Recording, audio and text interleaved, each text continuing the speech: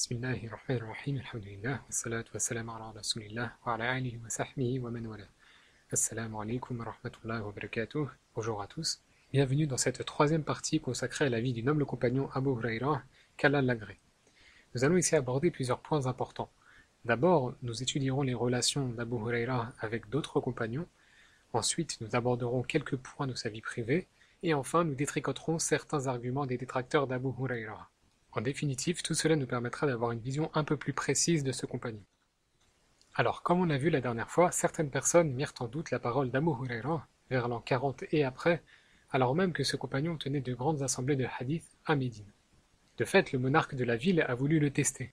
Vers l'an 50 de l'Hégire environ, le gouverneur de Médine et plus tard le calife Marwan ibn al-Hakam a donc voulu le mettre à l'épreuve. Marwan était le cousin de Othman, il était son secrétaire et devint plus tard le calife et fondateur de la dynastie des Omeyyades, et tous les dirigeants de cette dynastie qui régnera jusqu'en Espagne descendent de Marwan ibn al-Hakam. Avant Marwan, on avait eu Yazid et Muawiyah qui étaient le petit enfant et l'enfant de Abu Sufyan. Mais cette dynastie qui commençait n'a pas eu de prolongement et c'est Marwan qui a pris le relais. Alors, comment Marwan ibn al-Hakam a voulu tester Abu Huraira ? Il a souhaité qu'on interroge ce compagnon sur l'origine des hadiths et sur les chaînes de narration. Cette méthode sera la norme plus tard, ainsi Al-Bukhari interrogeait ses élèves sur leur connaissance du hadith, notamment à propos des chaînes de narration. Mais à l'époque où il existait encore des compagnons vivants, on ne les interrogeait pas ainsi. Quoi qu'il en soit, Marwan appela Abu Huraira à sa résidence et il se trouvait en compagnie de scribes qui étaient cachés derrière un rideau ou une porte. Marwan posa des questions sur les hadiths à Abu Huraira. Et lorsque ce dernier donnait les réponses, les scribes en cachette écrivaient. Plusieurs mois plus tard, et certains disent un an, Marwan rappela Abu Huraira de nouveau. Il lui posa les mêmes questions, et les scribes réalisèrent qu'il avait en fait récité exactement la même chose que des mois auparavant. Notons d'ailleurs qu'Abu Huraira n'avait pas écrit les hadiths, il les gardait seulement en mémoire.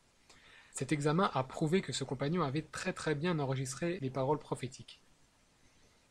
D'autres hadiths nous donnent des précisions supplémentaires sur Abu Huraira. On a d'ailleurs une anecdote révélatrice. Un jour, Hassan ibn Thabit, anhu, le célèbre poète, récitait de la poésie dans la mosquée du prophète sallallahu alayhi wa sallam. Omar vint alors et lui mit un coup de bâton en lui disant « Comment oses-tu réciter de la poésie dans la mosquée du prophète ?» Alors Hassan se fâcha et dit « J'avais l'habitude de réciter de la poésie ici même devant quelqu'un qui était bien meilleur que toi, c'est-à-dire le prophète lui-même alayhi salatu wa sallam. » Alors Hassan se tourna vers Abu Huraira, alors que beaucoup d'autres compagnons étaient présents à ce moment-là, et il lui demanda « Je te prends un témoin devant Allah, anshuduka billah, ya Abu Huraira. N'as-tu pas entendu le prophète dire « Oh Allah, aide-le avec l'Esprit Saint, la Ruh el-Qudus » Et Abu Huraira dit « Oui, je l'ai entendu dire cela. » Ce qui est intéressant ici, c'est que Hassan désigne un compagnon en particulier, et même durant la génération de Omar, c'est toujours Abu Huraira qui était la référence. Cela montre qu'il avait une très bonne réputation. Il faut en tout cas contextualiser la chose. Imaginez qu'il y ait un compagnon qui est depuis 20 ans en compagnie du prophète sallallahu alayhi wa sallam et un jour un autre compagnon qui n'est resté avec lui que 3 ans rapporte toutes sortes de hadiths très nombreux. Cela peut évidemment susciter de la suspicion. Il existe ainsi des récits qui dénigrent Abu Huraira en citant un passage, mais il est très important de savoir quel est le contexte et de quel livre cela est tiré. Parce que ceux qui attaquent Abu Huraira prennent généralement certains passages et en occultent d'autres. Ils choisissent en fait ce qui les arrange. Or, il existe beaucoup de narrations où la fin de cette narration permet de mieux comprendre les histoires autour de ce compagnon. Et nous avons un exemple de cela. Un jour, Omar vit le groupe d'Abu Huraira, sa halaqa, qui se dirigeait vers la mosquée. Cela montre à propos qu'Abu Huraira avait une halaqa depuis un long moment. D'ailleurs, ce groupe va grandir et va être le plus important de son temps. Abu Huraira était en train de donner sa leçon et Omar intervint pour lui dire « Tu as intérêt à cesser de narrer des paroles prophétiques, ou bien je vais te renvoyer dans ton pays des Daous, c'est-à-dire vers le Yémen. » Cet incident s'est effectivement produit. Toutefois, lorsqu'on étudie le moment où cela s'est produit, et si on se penche sur d'autres narrations, on comprend qu'à ce moment-là, Omar avait interdit toute réunion d'apprentissage du hadith, car il souhaitait que les gens mémorisent le Coran pour le préserver. Et ceci s'explique aisément, car à la fin du califat d'Abu Bakr et au début de celui de Omar, la préoccupation principale était la préservation du Coran, car beaucoup de ceux qui l'avaient mémorisé mouraient ou avaient été tués lors de batailles. Le souci principal de Omar était donc que le Coran ne soit pas perdu, et cela explique cet incident. Ce n'est que plus tard qu'il autorisa l'étude des hadiths prophétiques. En effet, Omar autorisa ces assemblées de hadith suite à une rencontre avec Abu Huraira. Ce dernier avait recommencé des assemblées d'études du hadith, et un jour, Omar invita le compagnon et lui posa une question. Tu n'étais pas avec nous ce jour-là lorsqu'on a visité la maison d'un tel en compagnie du prophète sallallahu alayhi wa sallam. Abu Huraira répondit oui, j'étais là, et je sais exactement pourquoi tu me poses cette question. Et Omar lui demanda pourquoi. Abu Huraira lui répondit parce que c'est ce jour-là qu'on a entendu le prophète alayhi salatu wa salam dire quiconque ment intentionnellement sur moi, qu'il prépare sa place en enfer.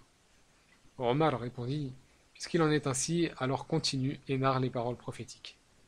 Cette narration en fait est assez claire. Omar voulait s'assurer du fait qu'Abu Huraira ait conscience de l'enjeu.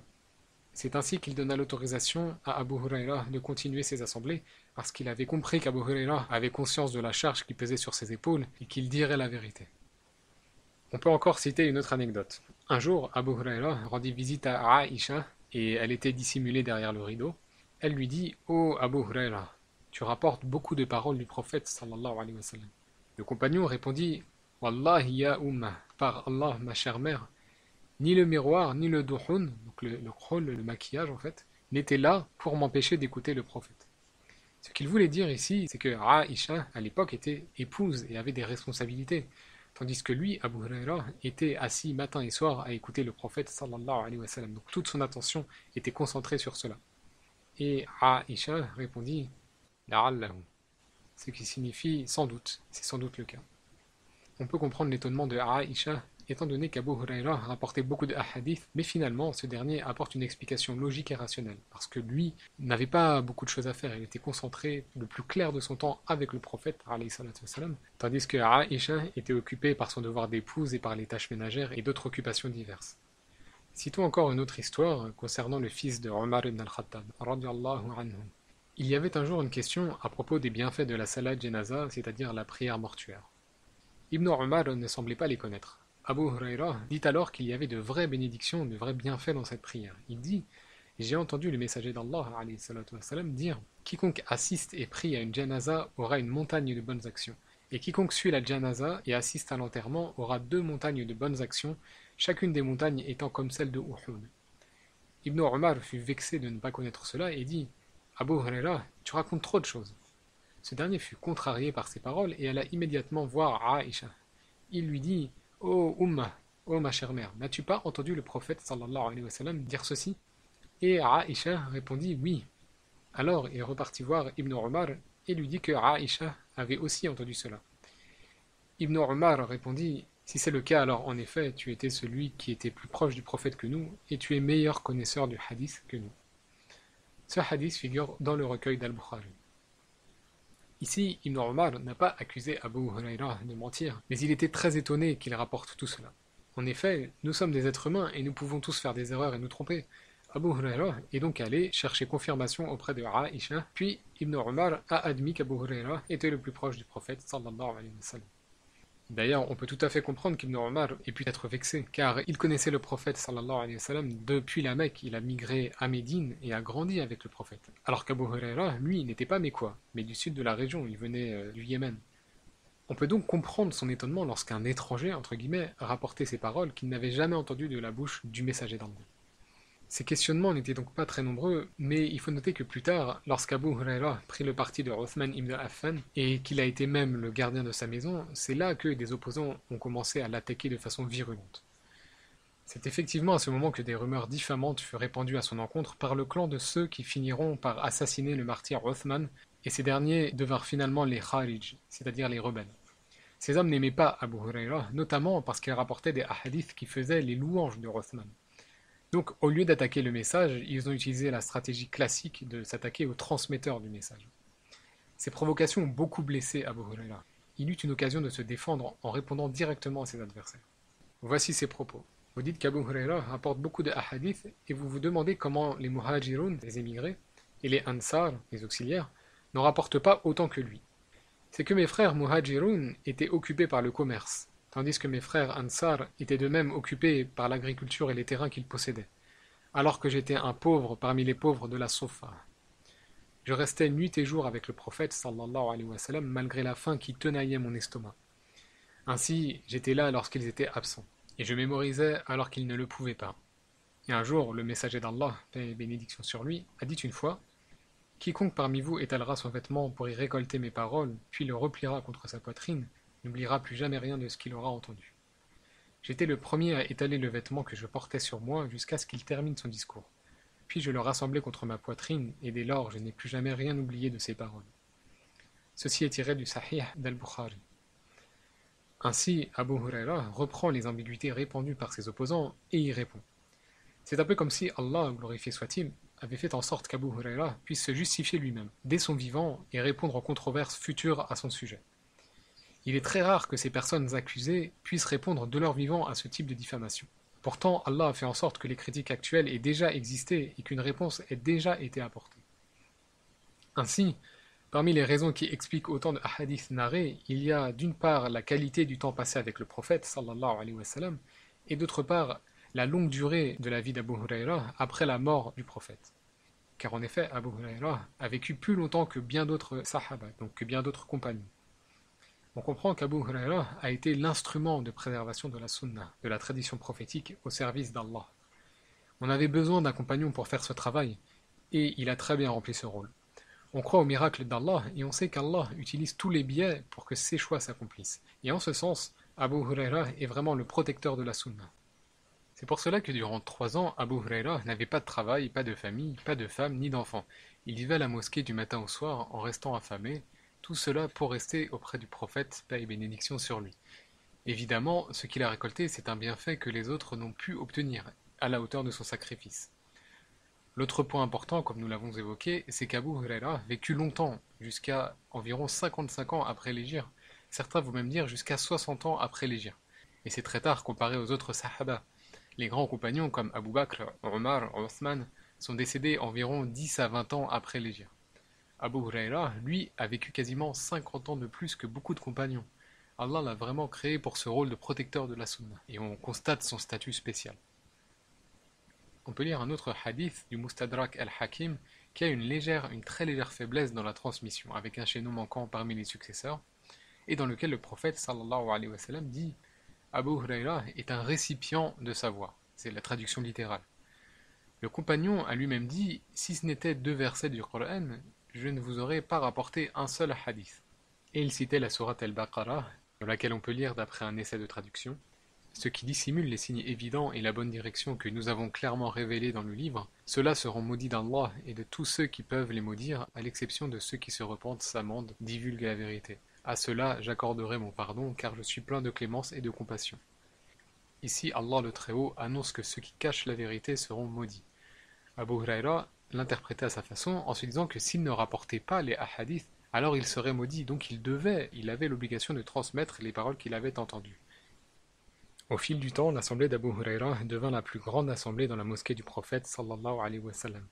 Il avait parmi ses étudiants certains des plus grands noms des successeurs, à savoir Mohammed ibn Sirin, qui est l'un des plus célèbres des tabi'un.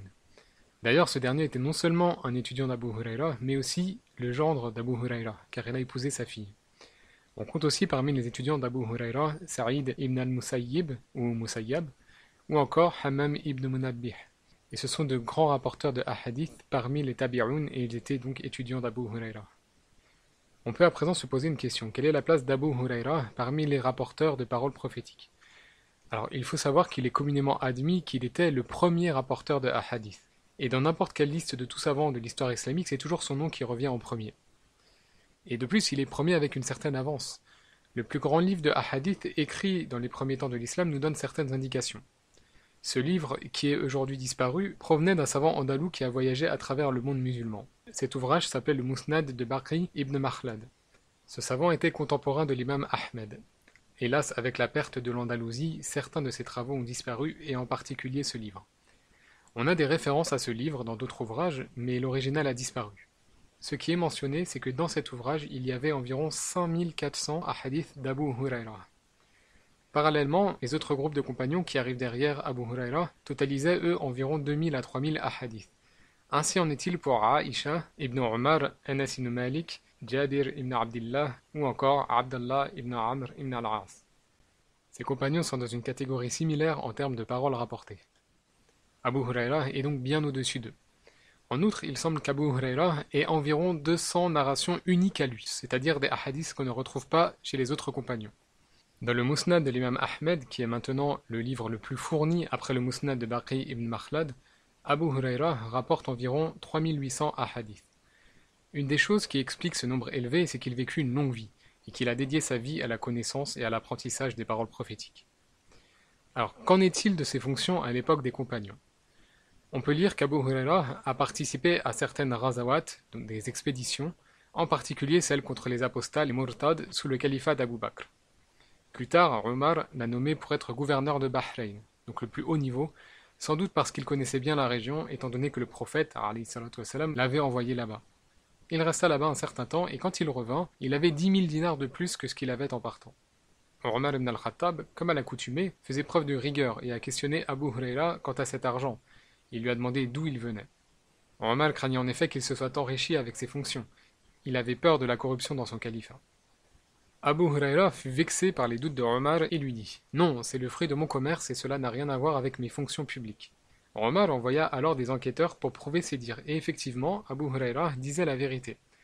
Omar fut alors satisfait de lui et voulut le renvoyer à ses fonctions de gouverneur. Mais Abu Huraira refusa. Il préférait rester à Médine et enseigner. Il abandonna donc la politique pour l'enseignement. Omar ibn al-Khattab l'autorisa donc à devenir le professeur permanent dans la mosquée du prophète sallallahu alayhi wa sallam à Médine. Abu Huraira occupera ses fonctions jusqu'à la mort du calife Omar.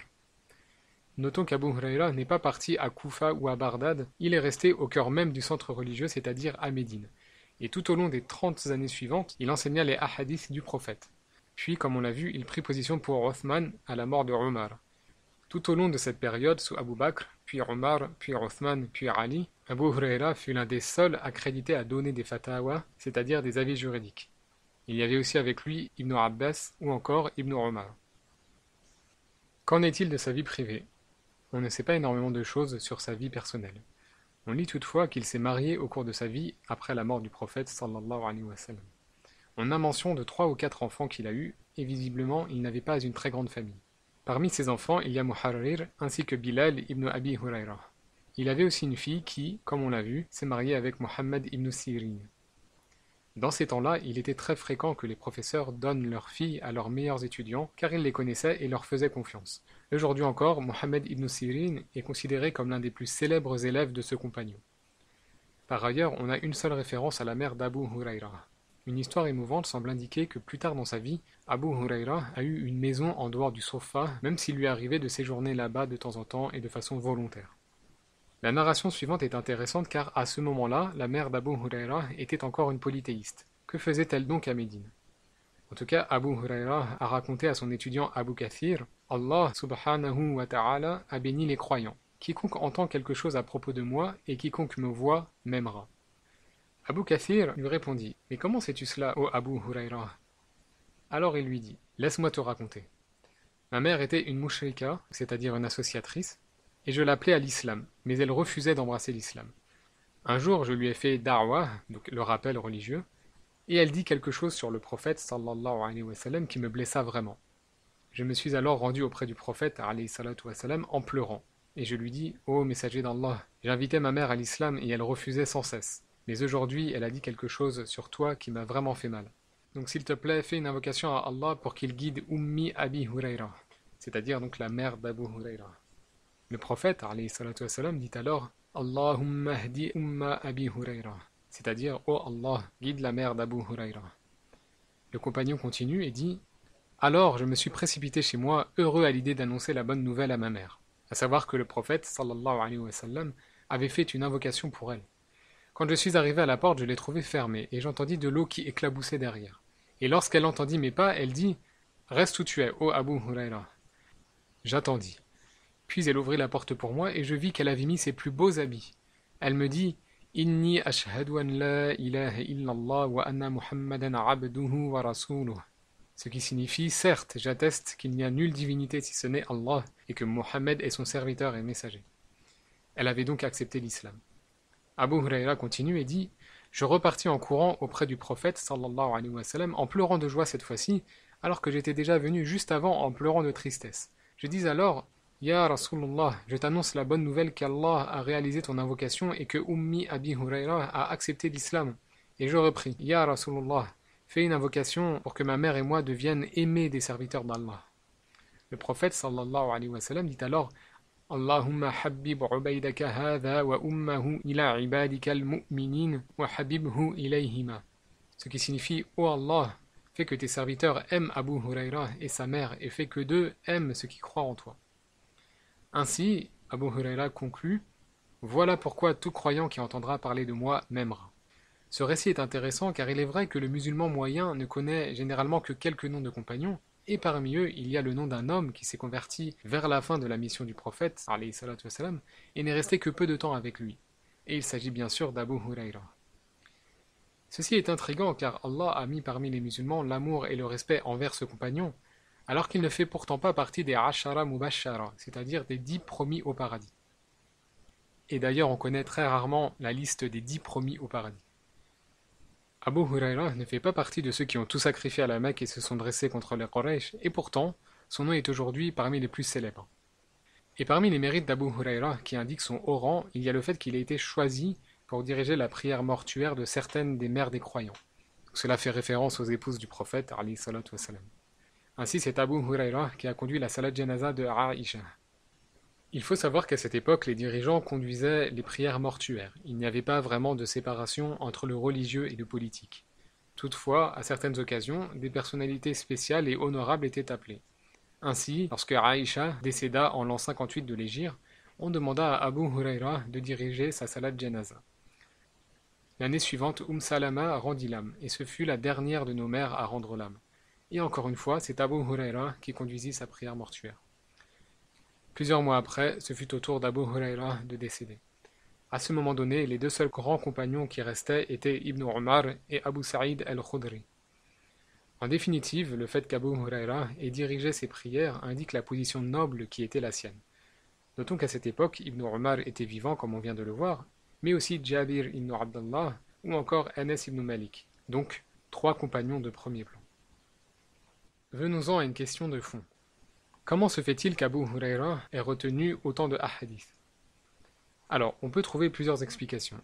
D'abord, la première, c'est sa proximité avec le prophète, sallallahu alayhi wa sallam.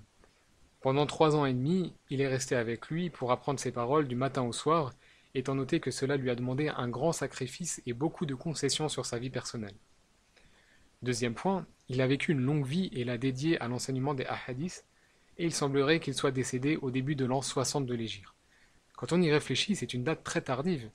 Abu Huraira est resté en vie à peu près 50 ans après la mort du prophète sallallahu alayhi wa sallam, ce qui est considérable.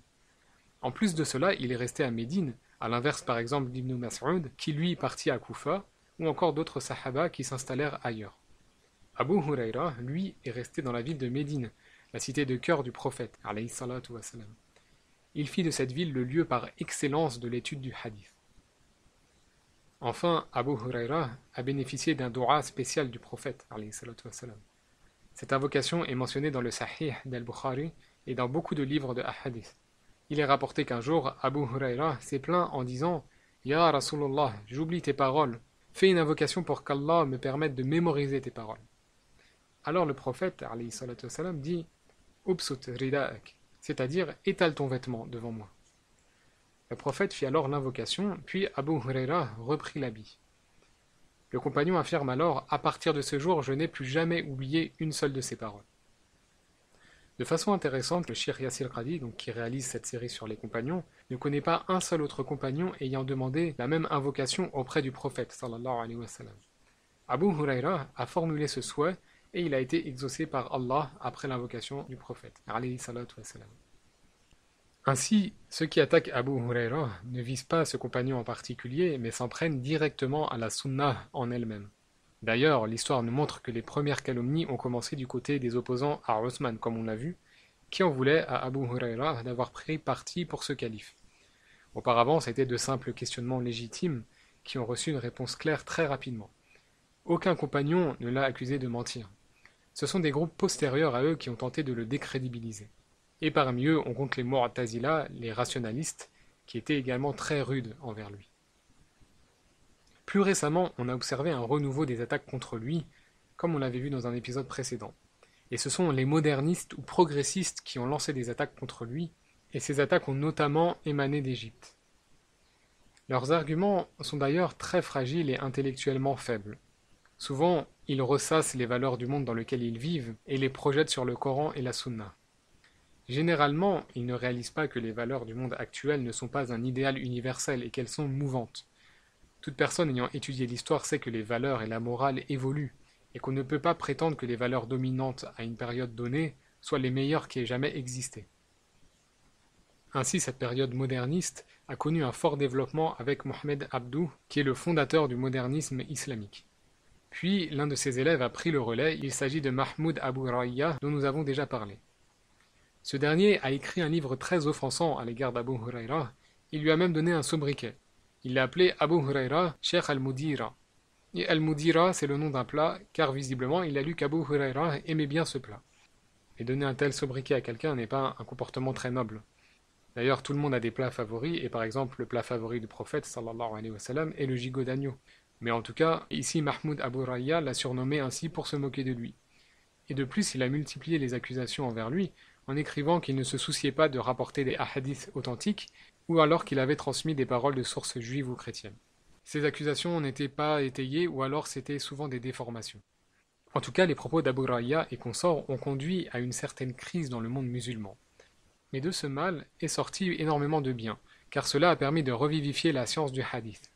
En effet, pour réfuter ces ouvrages, les savants devaient étudier en profondeur les propos d'origine d'Abu Huraira, qui ont été manipulés, voire transformés par ces calomniateurs.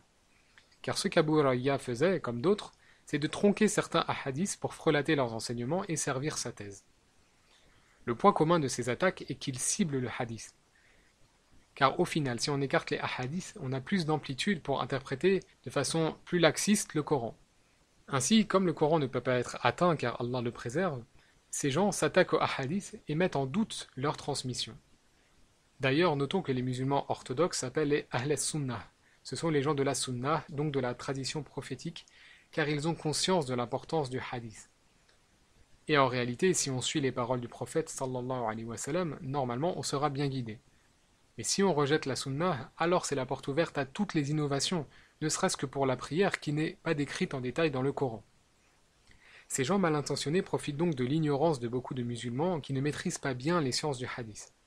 Certains vont se contenter de dire « Al-Bukhari a vécu 250 ans après le prophète, sallallahu alayhi wa sallam, donc il ne peut pas rapporter ses paroles avec précision. » Le problème est que dans ces livres, il y a ici et là des éléments pertinents qui sont noyés dans d'autres mensonges et qui peuvent amener à douter. Et on va en citer un exemple. Il s'agit d'un hadith rapporté par Ibn Omar. Ce dernier raconte qu'il était en compagnie d'Abu Huraira et disait « Le prophète sallallahu alayhi wa sallam nous a interdit d'avoir un chien. » Abu Huraira le reprit alors et dit « Mais il a fait une exception, et parmi elles il y a le chien pour les fermes, pour l'agriculture ou l'élevage. » Ibn Omar approuva en disant « Oui, c'est vrai, toi tu as des fermes et pas moi. » Qu'est-ce que cela signifie? Historiquement, cela a communément été interprété de manière simple et logique. Au moment de cette anecdote, peut-être aux alentours de l'an 40 ou 50 de l'Hégire, Abu Huraira avait des terrains et davantage de richesses qu'auparavant. Ainsi, Ibn Omar voulait dire en substance « Oui, tu as retenu cette exception parce que cette information t'était utile, étant donné que tu as toi-même des terres à cultiver. » Or, les détracteurs d'Abu Huraira ont manipulé ce hadith en détournant son sens. Ils ont prétendu qu'Abu Huraira avait inventé ce hadith pour servir son propre intérêt. Fatima Mernissi, qui a critiqué Abu Huraira, s'est servi de ces paroles pour le décrédibiliser, en alléguant qu'Ibn Omar avait sous-entendu qu'Abu Huraira mentait, ce qui est totalement faux. On peut voir dans une autre occurrence que cette dame n'est pas très sérieuse lorsqu'elle cite le hadith à propos d'une femme qui a maltraité un chat jusqu'à ce qu'il meure et ira donc en enfer. Pour Fatima Mernissi, le fait qu'il s'agit d'une femme qui soit mentionnée dans ce hadith par Abu Huraira serait une nouvelle preuve qu'il était misogyne et qu'il détestait les femmes. On voit ici que c'est un argument farfelu, ce n'est pas intellectuellement solide, étant noté que ce hadith ne veut surtout pas dire que seules les femmes seront punies pour des actes malveillants envers les animaux. Mais son agenda était de prouver qu'Abu Huraira détestait les femmes et qu'il fabriquait des paroles contre elles. D'ailleurs, notons que ce hadith d'Abu Huraira est également narré par d'autres compagnons. Pour eux, tous les moyens sont bons pour rejeter ces hadiths qui sont en fait incompatibles avec certaines valeurs modernes. Pour ne pas perdre la face et se revendiquer comme musulmans, Certains usent de tous les moyens pour rester proches des valeurs dominantes aujourd'hui, et de ce fait ils rejettent beaucoup de paroles prophétiques, prétendant qu'elles n'auraient pas été préservées jusqu'à nous. Pour revenir à notre sujet, le fait de critiquer Abu Huraira revient donc à critiquer les paroles prophétiques. Or, la critique du hadith revient à une critique directe du prophète alayhi salatu wassalam. Beaucoup de travaux ont été écrits à partir des années 60 pour réfuter les thèses attaquant Abu Huraira, et notamment l'ouvrage du grand cheikh Mohammed al-A'adhami, dont on avait parlé, qui était un brahman hindou, devenu musulman puis grand savant du hadith. Avant de clôturer cette présentation, nous allons citer quelques hadiths d'Abu Huraira. Voici quelques paroles tirées du Jami' at-Tirmidhi, qui est l'un des plus authentiques recueils de paroles prophétiques. Dans son 5e volume, on a le livre des bénédictions des compagnons, et dans le chapitre 47, il y a une partie consacrée à Abu Huraira. Ce compagnon raconte: un jour je suis allé voir le prophète sallallahu alayhi wa sallam et j'ai étalé mon vêtement devant lui. Puis il l'a replié et l'a placé contre mon cœur. Et après cela, je n'ai plus jamais oublié aucun hadith. C'est ici un résumé du hadith que nous avons évoqué plus tôt et qu'on trouve dans le Sahih d'Al-Bukhari. Voyons maintenant un autre hadith. Ibn Umar dit à Abu Huraira: Abu Huraira, tu étais celui qui était le plus proche du prophète sallallahu alayhi wa sallam parmi nous, et tu étais celui qui a mémorisé ses paroles plus que nous tous. C'est un témoignage qui rejoint ce que nous avons déjà vu. En voici un autre. Malik ibn Abi Amir, un tabi'i, un successeur, a dit: j'ai vu un homme se rendre auprès de Talha ibn Ubaydillah, donc l'un des 10 promis au paradis. Il dit: ô Talha, tu vois ce Yéménite? Il désignait Abu Huraira. Est-ce qu'il connaît mieux les paroles du prophète que toi? Parce qu'on entend de lui des choses qu'on n'entend pas de toi. Ou est-ce que tu penses qu'il rapporte des choses que le prophète n'a jamais dites?